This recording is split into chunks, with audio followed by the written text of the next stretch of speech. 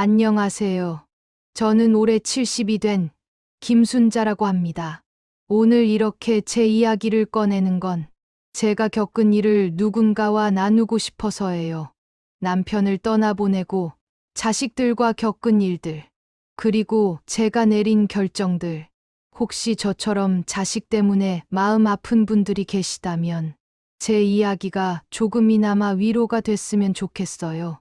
제 이야기 좀 들어주시겠어요? 몇 년 전 이야기입니다. 사랑하는 제 남편이 저를 두고 떠난 그날, 남편의 장례식장에서 벌어진 일, 저는 그날 가족이 무너지는 소리를 들었습니다. 저는 영정 사진 속 남편을 멍하니 바라보고 있었어요. 사진 속에서 재호 씨는 환하게 웃고 있었죠. 3년 전 막내딸 결혼식 때 찍은 사진이었어요. 그때만 해도 건강했는데 누가 알았겠어요. 급성 심근경색으로 이렇게 갑자기 떠날 줄. 엄마, 물 좀 드세요. 막내딸 지은이가 종이컵에 물을 따라 건넸어요. 저는 고개를 끄덕이고 물을 받았지만 마시지 않았어요. 그저 손에 쥐고 있을 뿐이었죠.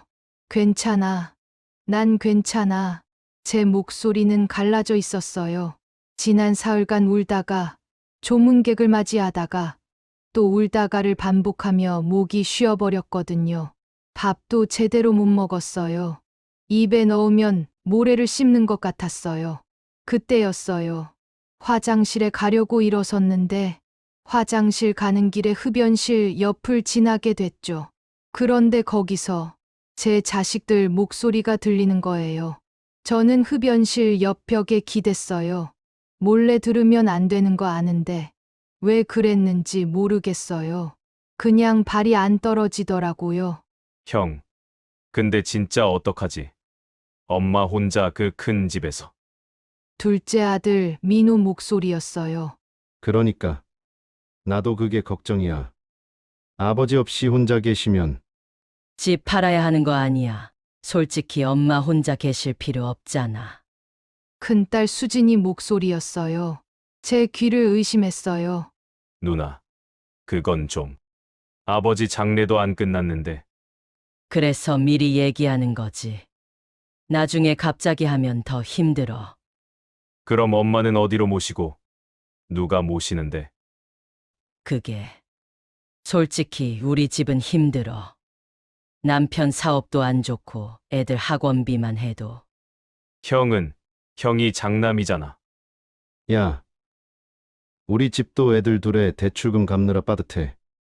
그리고 너 자영업자라며? 나도 여유 없어. 요즘 장사가 안 돼서.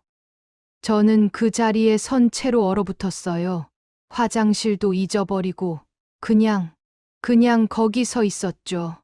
아직 장례도 안 끝났는데 영정 사진이 저기 놓여 있는데 그런데 제 자식들은 집을 팔자고 자기들 중 누가 엄마를 떠맡겠냐고 돈이 없다고 힘들다고 화장실 다녀오고 자리로 돌아왔을 때 큰딸 수진이가 다가왔어요.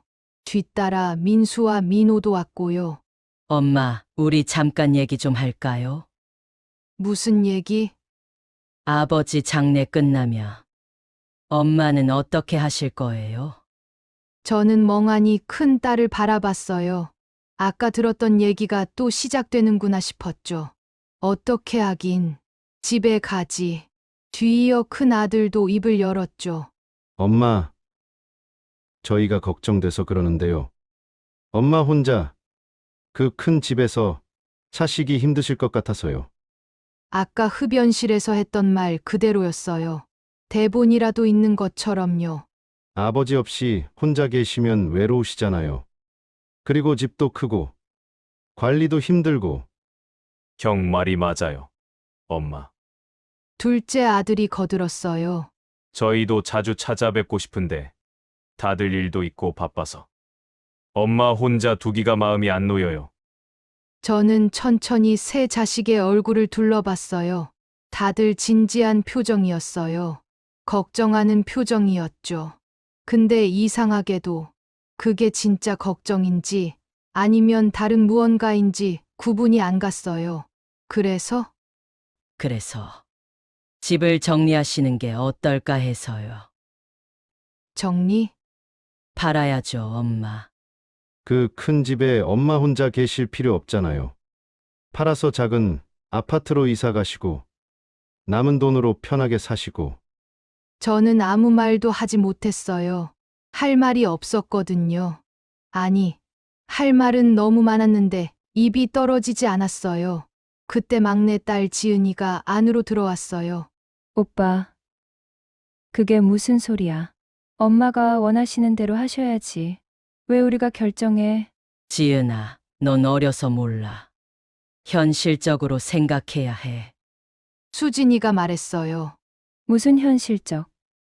아빠 돌아가신 지 3일밖에 안 됐는데 벌써 집 팔고 엄마 어디로 모시고 이런 얘기를 해? 그래서 미리 계획을 세워야지. 민호가 말했어요. 나중에 갑자기 하면 더 힘들어. 너희들, 제가 입을 열었어요. 목소리가 떨렸죠. 지금 무슨 얘기를 하는 거니? 엄마, 저희가 엄마 걱정돼서 그래요. 민수가 다가와 제 손을 잡았어요. 혼자 계시면 위험하잖아요. 큰 집에서 넘어지시기라도 하면 어떡해요? 난 괜찮아. 엄마, 솔직히 말씀드릴게요. 수진이가 팔짱을 꼈어요. 우리도 다 사정이 있어요. 제 남편 사업도 안 좋고 애들 학원비만 해도 한 달에. 언니, 지은이가 소리쳤어요. 지금 그게 할 말이야? 왜 그게 할 말이 아니야. 현실이 그런데. 수진이가 목소리를 높였어요. 넌 아직 젊고 애도 하나니까 모르겠지만 우리는 다들 애들도 많고 돈 들어갈 데가 한두 군데가 아니야. 그래서 엄마를 어쩌자는 거야? 어쩌긴 뭘 어쩌냐. 우리 중 누가 모셔야지. 민호가 말했어요. 근데 솔직히 나도 자영업이라 여유가 없어. 형이 모시는 게 맞지 않아? 야, 이럴 때만 형이냐? 우리 집도 애들 둘에 대출금 갚느라 빠듯해. 그럼 누나는? 나도 힘들어. 남편이 실직 상태야. 자식들이 서로 주거니 받거니 말하는 걸 들으면서 저는 서서히 정신이 또렷해지는 걸 느꼈어요. 슬픔과 충격으로 흐릿했던 정신이 자식들의 말 한마디 한마디가 찬물처럼 끼얹어지며 깨어났죠. 엄마, 민수가 저를 들여다봤어요. 오늘은 이 얘기 그만하자. 엄마 상태 봐. 알았어. 수진이가 손을 내저었어요. 근데 어쨌든 장례 끝나면 진지하게 얘기해야 해. 우리끼리도 그 말이 제 귀에 꽂혔어요. 우리끼리. 엄마 빼고, 엄마는 빼고, 우리끼리 얘기하자는 거구나. 장례식이 끝난 건 그날 밤늦게였어요. 마지막 조문객이 떠나고, 영정 사진을 모시고, 차량에 실을 짐들을 정리하고 나니 자정이 넘었죠. 저는 차 안에서 창밖을 바라봤어요. 민수가 운전하고, 조수석에는 현숙이가, 뒷좌석에는 저와 지은이가 타고 있었어요.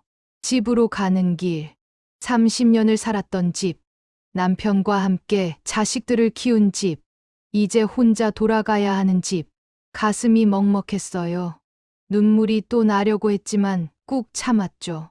집에 도착했을 때 현관불을 켜는 순간 저는 주저앉고 말았어요. 민수와 현숙이가 저를 부축해 안방으로 데려갔어요. 안방, 남편과 함께 잠들던 방, 이제 혼자 자야 하는 방, 침대에 누웠는데 밖에서 자식들이 수군대는 소리가 들렸어요. 엄마 상태가 너무 안 좋으신데, 그러니까 혼자 두면 안 될 것 같아. 누가 여기 남아 있을래? 나는 내일 출근해야 해서. 나도 애들 학교 보내야 하고, 저는 눈을 감았어요. 듣고 싶지 않았거든요. 막내 딸 지은이 목소리였어요. 너 회사는? 저는 침대에 누운 채 눈을 뜨고 있었어요. 옆자리가 비어 있었어요. 30년간 누군가 누워있던 그 자리가 텅 비어 있었죠. 여보, 저는 작게 중얼거렸어요. 대답이 없었어요. 당연히 없었죠. 눈물이 주르륵 흘러내렸어요. 장례를 치른 지 일주일이 지났어요. 저는 거의 방에서 나오지 않았어요. 밥도 제대로 먹지 않았고요. 잠도 제대로 자지 못했어요. 초인종이 울렸어요. 민수와 수진, 민호가 온 모양이었어요. 문이 열리고 세 사람이 안방으로 들어왔어요. 저는 침대에 비스듬히 기대 앉아 있었죠. 엄마, 우리 진지하게 얘기 좀 해야 할 것 같아요. 무슨 얘기? 엄마가 이렇게 혼자 계시면 안 될 것 같아요. 우리 중 누가 모시든지 아니면 아니면? 다른 방법을 생각해 봐야 할 것 같아요. 저는 천천히 민수를 올려다 봤어요. 다른 방법. 그게 뭘 의미하는지 알 것 같았어요. 무슨 방법? 요양병원이나 그런 곳이요. 저는 웃었어요. 웃음이 나왔어요. 남편이 죽은 지 일주일 만에 자식들이 저를 요양병원에 보내자고 말하고 있었거든요. 엄마, 나쁜 뜻으로 하는 말이 아니에요. 수진이가 말했어요. 엄마 건강 생각해서 그러는 거예요. 그래서 제 목소리가 떨렸어요. 요양병원에 보내겠다는 거니? 엄마, 그게 아니라. 그럼 뭐니? 내가 방해되니? 내가 짐이 되니?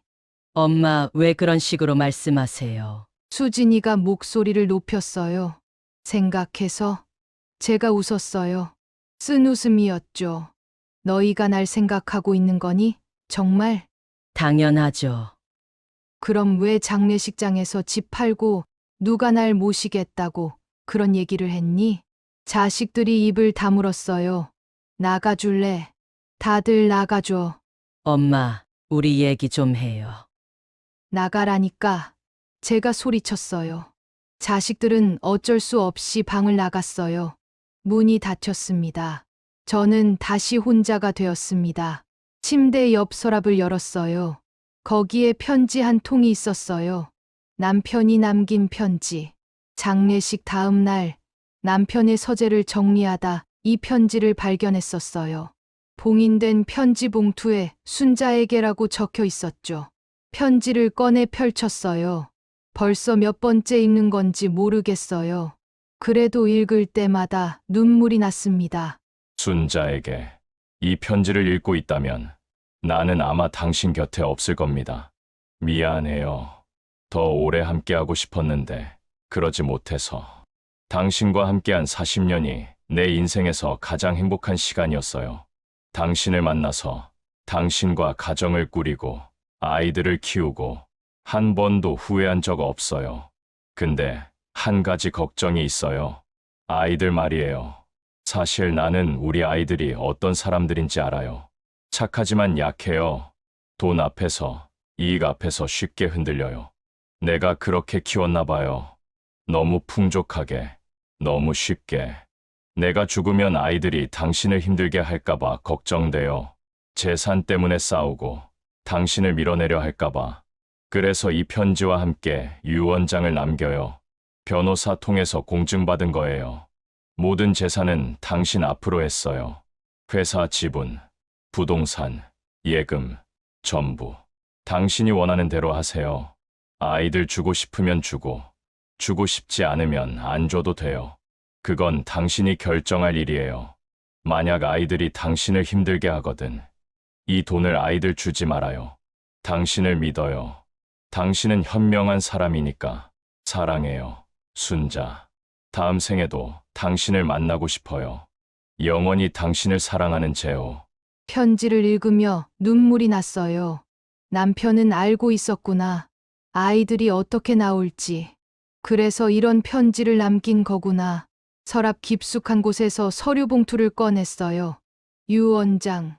변호사 사무실에서 받아온 정식 유언장이었죠. 내용은 간단했어요. 고인 이재호의 모든 재산을 배우자 김순자에게 상속한다. 회사 지분 100%, 부동산 세 채, 예금 및 적금 전액, 대략 계산하면 30억 정도 되는 금액이었어요. 저는 유언장을 다시 서랍에 넣었어요. 아직 아이들에게 말하지 않았거든요. 왜냐하면 보고 싶었어요. 아이들이 어떻게 나오는지, 진짜 엄마를 걱정해서 그러는 건지, 아니면 재산 때문에 그러는 건지. 저는 침대에서 일어나 거울을 봤어요. 헬쑥한 얼굴, 산발한 머리, 초췌한 모습, 조금 더 멍하게, 조금 더 정신없어 보이게. 그러면 아이들이 본색을 드러낼 거야. 저는 연기를 시작했어요. 더 멍하게, 더 반응 없게, 밥을 먹다가 멍하니 허공을 보고, 질문에 대답을 안 하거나 엉뚱한 대답을 하고, 같은 말을 반복했죠. 지은이가 가장 먼저 걱정했어요. 엄마, 괜찮으세요? 아까 똑같은 질문 3번 하셨어요. 그래? 미안하다. 요즘 머리가 잘 안 돌아가네. 엄마, 병원 가보는 게 좋을 것 같아요. 다음 날 민수가 며느리와 함께 왔어요. 엄마, 우리 병원 좀 가봐요. 무슨 병원? 신경과요. 요즘 엄마 상태가 좀 이상하시잖아요. 병원에 도착했어요. 신경과 전문의가 저를 진찰했죠. 오늘이 며칠이죠? 저는 일부러 틀린 날짜를 말했어요. 100에서 7을 빼면, 97. 거기서 또 7을 빼면, 몰라요. 일부러 틀렸습니다. 의사는 몇 가지 검사를 더 한 후 말했어요. 정밀 검사가 필요할 것 같습니다. 집으로 돌아오는 길, 현숙이가 말했어요. 어머님, 혹시 아버님 통장이나 그런 거 어디 있는지 아세요? 통장, 네, 정리 좀 해야 할 것 같아서요. 공과금도 나가고 그러잖아요. 서재, 서랍에 있을 거야. 제가 좀 찾아봐도 될까요? 저는 고개를 끄덕였습니다. 순간 현숙의 얼굴에 기쁜 표정이 스치더군요. 집에 도착하자마자 며느리는 서재로 향했습니다. 아들도 따라가더군요. 저는 안방으로 들어가 문을 닫았습니다. 하지만 귀는 복도 쪽으로 기울였지요. 이거 봐. 이 통장에만 5억이야. 뭐? 5억. 응. 그리고 이 통장은 3억. 여기는 2억. 합치면, 대충 봐도 10억은 넘을 것 같아. 와. 아버지가 이렇게 돈이 많았어? 그러게. 회사도 있고, 부동산도 있고, 그럼 전체로는 얼마나 되는 거야? 부동산이 집 포함해서 세 채니까 대충 계산하면 30억? 30억. 저는 문틈으로 복도를 내다봤습니다. 제 아들과 며느리가 서류를 뒤적이며 흥분한 표정으로 이야기를 이어가고 있더군요. 근데 명의가 누구야? 그게 부동산은 다 어머님 명의네. 통장은 통장도 대부분 어머님이랑 공동명의거나 어머님 단독명의야. 아버지 명의는? 회사 지분 정도? 근데 그것도 주식이니까 상속되면 어머님한테 가겠지. 그럼 다 어머니 거네. 그렇지. 근데 만약 어머니가 치매 진단 받으면 성년후견인 신청할 수 있어. 그럼 우리가 재산 관리할 수 있는 거야? 법원 허가 받아야 하지만 자식들이니까 가능할 거야. 둘은 조용히 웃었습니다. 저는 천천히 문을 닫았습니다. 가슴이 아팠습니다. 아니, 아픈 걸 넘어서서 텅 비는 기분이었습니다. 내가 저 아이들을 키웠구나. 30년을 헌신하며 키운 자식들이 저런 사람들이 됐구나. 저는 침대에 앉아 창밖을 바라봤습니다. 날씨가 좋았어요. 남편이 살아있을 때는 이런 날 함께 산책을 나가곤 했는데. 여보, 당신이 옳았어. 아이들이 정말. 일주일 후 검사 결과가 나왔어요. 경도인지장에 소견이 있습니다. 의사가 말했어요. 치매 전 단계라고 보시면 됩니다.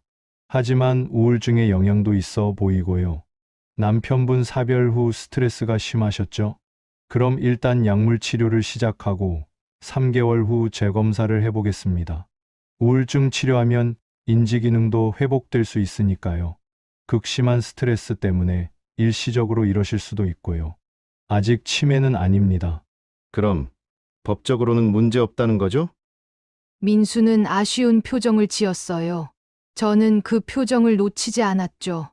그날 밤 자식들이 모였습니다. 저는 안방에 있었지만 거실에서 나누는 대화가 다 들렸습니다. 이제 아이들은 일부러 목소리를 낮추지도 않았습니다. 저를 진짜 치매 환자 취급하기로 한 모양입니다.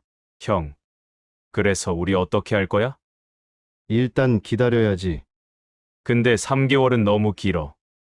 그 사이에 어머니가 뭐 잘못하시면 어떡해? 잘못하긴 뭘 잘못해. 재산 처분하시거나 그럴 수도 있잖아. 그건 걱정이네. 그건 우리가 막아야지. 어떻게? 어머니 카드랑 통장 관리를 우리가 하는 거야. 엄마가 주시려나? 당연히 안 주시지. 근데 어머니 상태가 이러시니까 우리가 돈 관리를 해드린다고 하며. 그래. 그게 좋겠다. 저는 이불을 뒤집어 썼습니다. 더 이상 대화를 듣고 싶지 않았습니다. 하지만 대화는 계속됐습니다. 그리고 집도 팔아야 하는 거 아냐? 맞아. 이렇게 큰 집에 어머니 혼자 계실 이유가 없어. 팔면 얼마나 받을까? 여기 평당 가격이 대충 계산하면 15억? 15억. 그럼 다 합치면 정말 30억 넘겠네. 그렇지. 근데 문제는 명의가 다 어머니야. 어머니 설득해야지. 어떻게? 어머니 상태가 이러시니까 작은 아파트로 이사 가시는 게 좋다고. 관리하기도 쉽고 병원도 가까운 데로. 그리고 남은 돈은? 우리가 관리한다고 하는 거지. 어머니 생활비 드리고 병원비 드리고 나머지는 우리가. 나머지는? 나눠 갖는 거지, 뭐. 저는 베개에 얼굴을 파묻었습니다. 비명을 지르고 소리내어 울고 싶었습니다. 하지만 참았습니다. 조금만 더 참자. 다음 날 오후, 저는 조용히 외출했습니다. 자식들 몰래 변호사 사무실로 갔어요. 남편의 유언장을 작성한 변호사. 선생님, 제가 유언장을 하나 쓰고 싶습니다. 지금 당장은 아니고 일단 작성만 해두고 싶어요. 무슨 일 있으세요? 저는 부끄러움에 잠시 망설이다 말했습니다. 제 자식들이 제 재산을 노리고 있어요. 변호사는 놀라지 않더군요. 아마 이런 경우를 많이 본 모양입니다. 어떤 내용으로 하시겠어요? 저는 가방에서 미리 작성해 둔 유언장을 꺼냈습니다. 정말 이렇게 하시겠어요? 네, 자녀분들한테는 한 푼도 안 남기시는 거죠? 네, 그럼 유류분 청구 들어올 텐데요. 유류분이요? 법정 상속분의 절반은 자녀들이 청구할 수 있어요. 유언으로도 막을 수 없습니다. 그럼 그 부분만 남기고 나머지는 제가 원하는 대로 할 수 있나요? 네, 가능합니다. 그럼 그렇게 해주세요. 변호사는 고개를 끄덕인 후 작성을 시작했습니다. 1시간 후 유언장 작성이 완료됐어요. 이렇게 하시면 자녀분들이 받을 수 있는 건 유류분뿐입니다. 전체 재산의 아주 작은 일부분이죠. 그걸로 충분해요. 그럼 이렇게 진행하겠습니다. 다만 유언이 효력을 발휘하려면 유언자가 사망하거나 의사 능력이 있을 때 작성된 것이어야 합니다. 지금은 괜찮지만 나중에 치매가 진행되면 제가 지금 정신 멀쩡하다는 걸 증명해야 한다는 말씀이시죠? 네, 그래서 보통 의사 소견서를 첨부합니다. 알겠습니다. 준비하겠습니다. 저는 유언장을 받아들고 사무실을 나왔습니다. 이제 시작이다. 그날 밤, 저는 잠들지 못했습니다. 여보, 우리 아이들이 이렇게 됐어요. 저는 혼잣말로 중얼거렸습니다. 당신이 걱정했던 대로. 아니, 당신이 걱정한 것보다 더 심해요. 저는 침대에서 일어나 서재로 갔습니다. 남편의 서재. 아직도 남편의 흔적이 남아있는 곳. 책장에서 앨범 하나를 꺼냈습니다. 가족 사진들이 가득했습니다. 민수의 돌잔치 사진. 어린 민수가 떡을 쥐고 웃고 있었습니다. 수진의 초등학교 입학식 사진. 새 책가방을 메고 환하게 웃던 수진. 민호의 대학 합격 축하 사진. 가족 모두가 함께 웃고 있었습니다. 지은의 결혼식 사진. 순자가 지은의 손을 잡고 눈물을 흘리던 순간. 이렇게 예쁘게 웃던 아이들이 저는 앨범을 덮었어요. 더 이상 볼 수가 없었거든요. 책상 서랍을 열었어요. 그리고 그 밑에 또 하나의 편지 봉투가 있었어요. 아이들에게, 남편이 아이들에게 쓴 편지였어요. 사랑하는 민수, 수진, 민호, 지은에게 아빠가 이 편지를 쓰는 건 너희에게 마지막으로 하고 싶은 말이 있어서야. 너희를 키우면서 아빠는 정말 행복했어. 너희 하나하나가 아빠에게는 보물이었어. 첫 돌 때, 학교 입학할 때, 졸업할 때, 결혼할 때, 모든 순간이 아빠에게는 선물 같았어. 근데 한 가지 걱정이 있어. 너희가 돈 때문에 싸우지 않을까 하는 거야. 아빠는 너희에게 부족함 없이 해주고 싶어서 열심히 일했어. 회사도 키우고, 재산도 모으고. 그런데 그게 오히려 독이 되지 않을까 걱정돼. 아빠가 죽으면 재산이 남을 거야. 적지 않은 돈이지. 근데 그 돈 때문에 너희가 서로 미워하고, 가족이 깨지는 건 아빠가 가장 보고 싶지 않은 모습이야. 재산은 다 엄마 앞으로 해뒀어. 엄마가 평생 고생하셨으니까. 이제는 엄마가 편하게 사셨으면 좋겠어. 너희는 이미 다 컸고, 각자 가정도 있고, 살아갈 능력도 있어. 아빠, 재산이 없어도 잘 살 수 있어. 만약 엄마가 너희에게 나눠주고 싶어 하시면 받아도 돼. 근데 엄마가 주시지 않는다면, 그건 엄마의 뜻이니까 받아들여라. 그리고 절대로 엄마를 힘들게 하지 마라. 엄마는 평생 너희를 위해 사셨어. 이제는 엄마가 하고 싶은 대로 살게 해드려라. 아빠가 남기는 진짜 유산은 돈이 아니야. 사랑이야. 가족 간의 사랑. 그게 진짜 유산이야. 그걸 잊지 마라. 너희를 사랑해. 저는 편지를 읽으며 눈물을 흘렸어요. 여보, 이제 끝을 내려고요. 다음 날 아침, 저는 일어나 씻고 옷을 갈아입었어요. 한 달 만에 제대로 된 외출복을 입었죠. 변호사 사무실에 도착했어요. 유 원장, 실행하고 싶습니다. 생전 증여로요. 지금 당장 재산을 정리하고 싶어요. 저는 서류에 사인했어요. 하나하나 신중하게. 밖으로 나왔을 때 햇살이 따스했어요. 오랜만에 느껴보는 햇살이었죠. 한 달이 지났어요. 저는 서서히 일상으로 돌아왔어요. 밥을 제대로 먹고 산책도 나갔죠. 자식들은 이상하게 생각했어요. 민수가 다시 병원에 가보자며 저를 설득했지만 거절했습니다. 더 이상 강요할 순 없었죠. 아마 제가 약을 먹고 나아졌다고 생각했을 겁니다. 치매가 아니라니. 뒤에서 얼마나 초조했을까요? 한편 변호사는 착착 일을 진행했어요. 부동산 3채 중 2채를 매각했어요. 주식도 대부분 정리했죠. 통장들도 하나로 합쳤습니다. 거의 마무리됐습니다. 다음 주면 모든 절차가 완료됩니다. 그럼 그때 네. 그때 기부금을 전달하고 유류분 계산해서 자녀분들께 알리면 됩니다. 알겠습니다. 저는 전화를 끊고 깊게 숨을 들이쉬었습니다. 이제 일주일. 그 일주일 동안 저는 아이들을 하나씩 만났어요. 마지막이 될지도 모를 시간들이었죠. 민수를 먼저 만났어요. 오랜만에 함께 식사를 했습니다. 엄마, 많이 좋아지신 것 같아요. 응, 좀 나아진 것 같아. 저는 민수를 바라봤습니다. 첫째 아들, 늘 책임감이 강했던 아이. 하지만 언제부턴가 돈에 집착하던 내 아들. 민수야, 네, 엄마. 너 행복하니? 민수는 놀란 표정을 지었습니다. 갑자기 왜 그런 말씀을? 그냥 궁금해서. 엄마가 너희를 잘못 키운 건가 싶어서. 무슨 말씀이세요? 엄마는 우릴 잘 키우셨어요. 그런데 왜 돈에 그렇게 집착하니? 민수의 얼굴이 굳었습니다. 엄마, 엄마는 너희가 서로 사랑하며 살았으면 좋겠어. 돈 때문에 싸우지 말고. 알겠습니다. 하지만 민수의 눈빛은 변하지 않았습니다.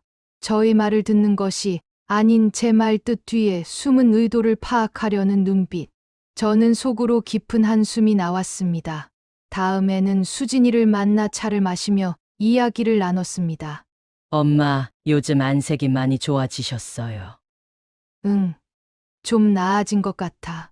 그동안 많이 힘드셨죠? 응. 수진이는 잠시 망설이더니 말했습니다. 엄마, 저희가 그동안 엄마한테 상처 드린 것 같아요. 큰딸, 언제나 영리했던 아이. 이제는 엄마가 원하시는 대로 하세요. 저희가 뭐라고 할 수 없어요. 저는 수진이의 손을 잡았습니다. 고마워. 그 말 들으니까 위로가 되네. 하지만 저는 알고 있었습니다. 수진이의 말은 진심이 아니라는 걸. 치매가 더 이상 진행되지 않자 단지 전략을 바꾼 것뿐이라는 걸. 민호도 만났습니다. 산책을 하며 이야기를 했습니다. 엄마, 요즘 건강은 좀 어때? 많이 나아졌지. 약도 먹고 운동도 하고. 그래. 근데 엄마 사실 나 돈이 좀 필요한데. 역시 민호는 변하지 않았습니다. 얼마나? 한 2천만 원 정도요. 가게 월세랑 재료비 때문에. 저는 고개를 끄덕였습니다. 알았어. 생각해 볼게. 정말요. 엄마, 고마워요. 민호는 환하게 웃었습니다. 저는 그 철없는 모습에 그저 쓴웃음을 지을 뿐이었습니다. 마지막으로 막내 딸 지은이를 만났습니다. 지은이는 손주 준호를 데리고 왔더군요. 할머니하며 달려오는 준호를 안아 올렸습니다. 아이들은 부쩍부쩍 빨리도 크는 모양입니다. 지은이 옆에 앉았습니다. 엄마, 진짜 괜찮으세요? 멍하거나 깜박하거나 하지 않으세요? 응. 이제 괜찮아. 지은아, 너한테는 미안해. 왜요? 앞으로 엄마를 많이 원망할 거야. 무슨 말씀이세요? 곧 알게 될 거야. 그래도 너만이라도 엄마를 이해해줬으면 좋겠어. 엄마, 엄마는 틀린 선택을 하지 않았어. 그것만 믿어줘. 저의 말에 지은이는 불안한 표정으로 저를 쳐다봤습니다. 마침내 그날이 왔습니다. 저는 내 자식을 모두 집으로 불렀습니다. 중요한 할 이야기가 있다고요. 자식들이 모두 모였고 저는 거실 소파에 앉아 그들을 바라봤습니다. 너희에게 할 말이 있어서 불렀어. 아버지가 유언장을 남겼어. 순간 거실이 조용해졌습니다. 본인들이 모르고 있던 유언장의 존재에 자식들의 눈빛이 변했습니다. 유언장이요? 응. 변호사 통해서 정식으로 공증받은 거야. 그럼 거기에 뭐라고? 저는 가방에서 유언장 사본을 꺼냈습니다. 모든 재산을 엄마한테 상속한다고 써 있어. 회사 지분, 부동산, 예금 전부 다 엄마 앞으로. 민수의 얼굴이 굳었습니다. 그럼 우리는 너희 아버지는 너희한테 아무것도 남기지 않았어. 그게 무슨 근데 엄마도 결정했어. 엄마도 유언장을 썼어. 엄마, 유언장이요? 응. 엄마가 죽으면 남은 재산을 어떻게 할지. 저는 가방을 뒤져 다른 서류를 꺼냈습니다. 엄마는 모든 재산을 장애인 복지재단에 기부하기로 했어. 순간 거실이 폭발했습니다. 뭐라고요? 엄마, 지금 무슨 말씀하시는 거예요? 기부요? 전부요? 아니, 전부는 아니야. 잔뜩 흥분한 자식들의 얼굴. 하지만 저는 차분하게 대답했습니다. 너희 유류분은 남겼어. 법적으로 받을 수 있는 최소한의 목. 그것만 유유분이 얼마나 되는데요? 전체 재산의 6분의 1씩. 4명이니까 각자 받을 수 있는 건 전체의 한 12분의 1 정도? 민수가 계산기를 두드렸습니다. 30억에 12분의 1이면 2억 5천? 그 정도 될 거야. 2억 5천. 겨우 2억 5천을 주고 나머지는 기부한다고요? 겨우라니. 저의 목소리가 차가워졌습니다. 2억 5천도 작은 돈이 아니야. 근데 너희한테는 겨우니? 엄마! 그게 아니라 그럼 뭐니?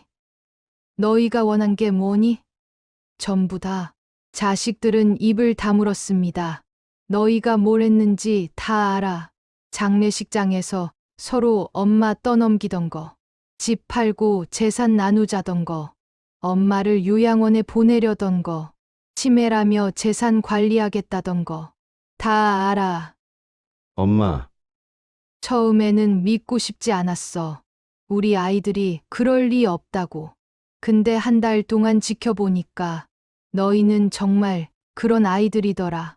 엄마, 저희가 변명하지 마. 너희 아버지가 이미 다 알고 계셨어. 그래서 편지를 남기셨어. 너희한테. 저는 아이들 아빠가 쓴 편지를 꺼냈습니다. 읽어봐. 민수가 떨리는 손으로 편지를 꺼내 읽기 시작했습니다. 수진이, 민우, 지은이도 함께 읽었습니다. 편지를 다 읽은 민수의 얼굴이 창백해졌습니다. 아버지가 이걸 너희 아버지는 너희를 믿고 싶어 하셨어. 하지만 동시에 걱정도 하셨지. 그래서 모든 걸 엄마한테 맡기신 거야. 엄마가 판단하라고. 그래서 엄마는 우리한테 안 주기로 결정하신 거예요? 그래. 왜요? 우리가 뭘 잘못했어요? 수진이가 소리쳤습니다. 뭘 잘못했냐고? 너희 아버지 돌아가신 지 3일 만에 유산 얘기를 했어. 장례식장에서 엄마 귀에 들리게 아버지 돌아가신 지 일주일 만에 날 요양병원에 보내려고 했지. 아니, 엄마, 그건 우리가 걱정해서. 한 달 동안 엄마를 치매 환자 취급했어. 재산 빼앗으려고. 우리가 그런 게 아니라 아니면 뭐니? 진짜 엄마 걱정해서? 저의 목소리도 높아졌습니다. 그럼 왜 요양원 얘기를 했니? 왜 재산관리 위임장을 들이밀었니? 왜 서로 엄마 모시기 싫다고 떠넘겼니? 아이들은 아무 말도 하지 못했습니다. 너희는 엄마를 사랑한 게 아니야. 엄마의 재산을 사랑한 거지. 엄마! 그래서 엄마도 결정했어. 너희한테는 법적으로 받을 수 있는 최소한만 주고 나머지는 정말 필요한 사람들한테 주기로. 지난 한 달 동안 차근차근 진행했어. 너희가 엄마를 치매 환자 취급하는 동안 민수가 벌떡 일어났습니다. 엄마, 이건 아니에요. 법적으로 문제가. 문제 없어. 변호사랑 다 확인했어. 엄마는 정신 멀쩡하고 유언장도 합법적이고 의사소견서도 있어. 너희가 이의 제기해도 소용없어. 그래도 우리는 자식이잖아요. 우리도 돈 받을 권리가 있다고요. 너희가 소송 걸면 엄마는 법정에서 다 말할 거야. 너희가 엄마한테 어떻게 했는지. 장례식장에서부터 지금까지. 언론도 관심 가질 거야. 중소기업 사장 유족. 거액 유산 다툼. 기사 제목 벌써 보이는 것 같지 않니? 엄마! 너희 평판이 어떻게 될까? 직장은? 사업은? 주변 사람들이 너희를 어떻게 볼까? 자식들은 입을 다물었습니다. 소송을 걸어봤자 이길 수도 없고 오히려 잃을 게 더 많으니까요. 이게 엄마의 마지막 결정이야. 저는 일어섰습니다. 유류부는 한 달 안에 계좌로 들어갈 거야. 그걸로 각자 잘 살아. 그리고 자식들을 한 명씩 바라봤습니다. 엄마는 이제 너희를 볼 생각이 없어. 나가줘. 엄마, 나가라고. 제 목소리가 거실에 울렸습니다. 저라고 마음이 편할까요? 제 배 아파 낳은 자식들입니다. 그런 자식들을 나가라고 하는 제 마음도 편하지 않았습니다. 눈물이 흘렀습니다. 제 눈물에 자식들은 엉거주춤 자리에서 일어났습니다. 엄마, 정말 이러실 거예요? 수진이 눈물을 흘리며 물었습니다. 그래, 그럼 우린 이제 어떻게 살라고요? 각자 알아서 살아. 그동안 엄마 아빠한테 받은 것만으로도 충분할 거야. 학교도 다 보내줬고, 결혼 자금도 줬고, 집 장만할 때도 도와줬어. 이제 됐어. 민수가 마지막으로 말했습니다. 엄마, 후회하실 거예요. 후회. 네가 감히 엄마 앞에서 후회를 입에 올리는구나. 후회는 너희가 할 거야. 욕심 때문에 엄마를 잃었다는 걸 깨달았을 때. 나가. 당장.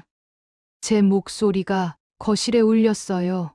자식들은 어쩔 수 없이 자리에서 일어났죠. 셋은 고개를 떨구고 집을 나갔어요. 슬픔인지 분노인지 후회인지 얼굴이 잔뜩 일그러진 채로요. 막내 딸 지은이만 자리에 남아 있었죠. 엄마, 저는 지은이를 바라봤어요. 눈물이 흘러내렸어요. 지은아, 너는 유류분 말고 더 줄게. 엄마, 전 필요 없어요. 아니야, 받아야 해. 너는 엄마를 진심으로 걱정해줬어. 한 달 동안 여기 있어주고 엄마 편을 들어줬어. 엄마, 그리고 준호, 우리 손자. 얘만큼은 행복하게 키우는 걸 보고 싶어. 엄마. 정말 괜찮으세요? 저는 고개를 끄덕였습니다. 이제야 후련해. 내가 해야 할 일을 했어. 한 달이 지났어요. 저는 집을 팔았어요. 30년을 살았던 집, 작은 아파트로 이사했죠. 유류분은 약속대로 내 자식에게 전달됐어요. 각각 2억 5천만 원씩. 지은이에게는 5억을 더 줬고요. 나머지 재산, 약 20억 원은 장애인 복지재단에 기부됐어요. 재단에서는 큰 감사패를 전달했고, 제 이름으로 새 건물을 짓기로 했어요. 이재호 김순자 기념관. 한편, 세 자식은 각자의 삶으로 돌아갔어요. 민수는 며느리 현숙이와 매일매일 싸우고 사이도 안 좋아졌습니다. 아마 돈을 많이 못 받은 게 원인이겠죠. 수진이도 받은 돈으로 남편의 사업을 정리했어요. 빚을 갚고 나니 얼마 남지 않았죠. 민호는 받은 돈으로 가게를 정리하고 취직을 했어요. 셋은 가끔 만났어요. 하지만 만날 때마다 서로를 비난했죠. 유산을 못 받은 억울함과 분노, 어머니를 그렇게 대했다는 부끄러움이 서로를 볼 때마다 떠올랐으니까요. 결국 셋은 서로 멀어졌어요. 지은이는 자주 저를 찾아왔어요. 준호를 데리고요. 엄마, 오빠랑 언니는 아직도 연락 안 하세요? 응, 안 해. 엄마도 섭섭하시잖아요. 섭섭하지. 물론 섭섭해. 내가 평생을 키운 자식들인데 근데요? 이게 맞는 것 같아. 저 애들한테는 이게 필요했어. 깨닫는 시간이 1년이 지났어요. 장애인 복지재단에 이재호 김순자 기념관이 완공됐어요. 준공식 날 저는 초대받아 갔어요. 지은이와 준호도 함께였죠. 왠지 뭉클한 마음에 눈물이 났습니다. 엄마, 왜 하필 장애복지재단이었는지 물어봐도 돼요? 지은이가 물었습니다. 너희 아빠한테 동생이 있었어. 소아마비로 어릴 때 돌아가셨지. 아빠는 평생 그 동생을 그리워하며 장애인 복지에 관심을 가졌단다. 살아 계실 때도 명절이나 크리스마스에 시설 방문하던 거 너희도 알았잖니. 같이 간 적도 있고. 근데 왜 그런지는 몰랐지? 저는 재단 시설을 둘러봤어요. 아이들이 밝게 웃으며 놀고 있었어요. 여보, 보이세요? 우리 돈이 저 아이들한테 쓰이는 거예요. 편지를 읽었을 때 이미 알았어요. 당신이 진정 원하던 것을. 저는 눈물을 흘렸어요. 행복한 눈물이었어요. 여보, 우리 해냈어요. 그날 저녁 집으로 돌아온 저는 문 앞에서 누군가를 발견했어요. 민수였어요. 저는 발걸음을 멈췄어요. 왜 왔니? 민수는 고개를 숙였어요. 그의 눈가가 붉었죠. 엄마, 죄송합니다. 제가 정말 잘못했습니다. 민수는 무릎을 꿇었어요. 저는 아무 말도 하지 않았어요. 1년 동안 매일 후회했습니다. 제가 미쳤었습니다. 일어나. 사람들이 본다. 거실에 앉았어요. 한참 동안 침묵이 흘렀죠. 진심이니? 제가 먼저 입을 열었어요. 네. 정말 후회하니? 정말 후회합니다. 오늘 뉴스에서 봤습니다. 기념관 준공식. 엄마가 웃으시는 모습을, 민수는 눈물을 닦았어요. 그 모습을 보면서 깨달았습니다. 엄마는 진짜 행복해 하시는구나. 저는 고개를 끄덕였어요. 맞아. 엄마는 행복해. 죄송합니다. 엄마, 저는 한참을 민수를 바라보다가 말했어요. 너 진짜 변했니? 노력하고 있습니다. 그래도 아직은 안 돼. 시간이 더 필요해. 매주 올게요. 엄마가 쫓아내셔도 저는 대답하지 않았어요. 하지만 눈물을 닦았죠. 그 후로 민수는 정말 매주 왔어요. 수진도 왔어요. 민호도 왔죠. 엄마, 죄송합니다. 엄마, 용서해 주세요. 6개월이 지나고 저는 서서히 마음을 열기 시작했어요. 들어와. 엄마, 너희 진짜 변한 거니? 네. 엄마, 저는 돈이 전부가 아니라는 걸 깨달았습니다. 저는 제가 얼마나 이기적이었는지 알았어요. 저는 눈물을 닦았어요. 그래. 그렇게 깨달았으면 됐어. 하지만 엄마는 결정을 바꾸지 않을 거야. 재산은 이미 기부했고 다시 돌이킬 수 없어. 알고 있습니다. 엄마, 저희는 돈 때문에 온 게 아니에요. 저는 자식들을 한 명씩 바라봤어요. 그래. 엄마도 너희를 용서할게. 근데 조건이 있어. 다시는 돈 때문에 싸우지 마. 서로 사랑하며 살아. 네, 엄마. 그날부터 자식들은 정기적으로 저를 찾아왔어요. 제 집은 다시 북적거렸어요. 웃음소리가 가득했죠. 지금 저는 건강합니다. 자식들의 사랑을 받으며 행복하게 살고 있죠. 장애인 복지재단은 더욱 성장했어요. 그리고 재단 10주년 기념식 저는 처음 단상에 올라 마이크를 잡았습니다. 안녕하세요. 저는 김순자입니다. 박수가 터져 나왔어요. 제 남편 이재호는 평생 한 가지 꿈이 있었습니다. 어릴 때 소아마비로 세상을 떠난 동생 민철이 같은 아이들을 돕는 것. 그 꿈을 저와 함께 이뤘습니다. 저는 객석을 둘러봤어요. 자식들이 앞줄에 앉아 있었어요. 5년 전 저는 큰 결정을 내렸습니다. 제 재산을 이 재단에 기부하기로요. 그 결정을 후회한 적이 단 한 번도 없습니다. 돈은 사람을 행복하게 할 수도 불행하게 할 수도 있습니다. 중요한 건 돈을 어떻게 쓰느냐예요. 진짜 유산은 돈이 아닙니다. 사랑입니다. 그리고 사랑은 나눌수록 커집니다. 우레와 같은 박수가 터져 나왔어요. 행사가 끝난 후 저는 남편의 사진이 걸린 추모 공간으로 갔어요. 여보, 우리 해냈어요. 당신 꿈을.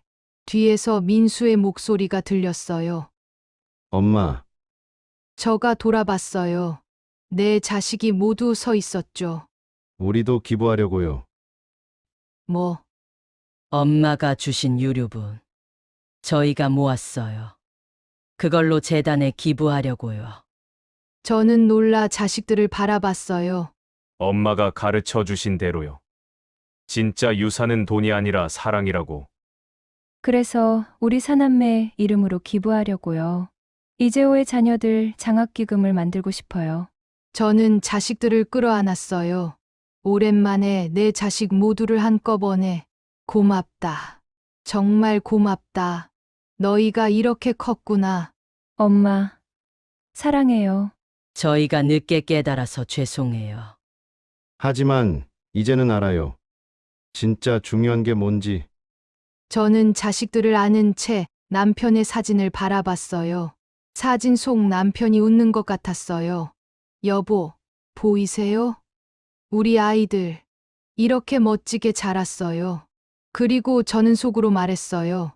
고마워요, 여보. 당신이 남긴 사랑 덕분에 우리 가족이 다시 하나가 됐어요. 진짜 유산은 돈이 아니라 사랑이라는 걸 이제 모두 알아요. 햇살이 창문을 통해 들어왔어요. 따스한 봄날의 햇살이었죠. 저와 내 자식은 그 햇살 속에서 함께 웃었어요. 진짜 가족으로 돌아온 우리는 이제 사랑의 진정한 의미를 알고 있었어요. 이것이 제 이야기예요. 혹시 저처럼 자식 때문에 마음 아픈 분들이 계시다면 이것만은 기억해 주세요. 진짜 유산은 돈이 아니라 사랑입니다. 그리고 때로는 사랑하기에 단호해져야 할 때도 있습니다. 제 이야기를 들어주셔서 감사합니다.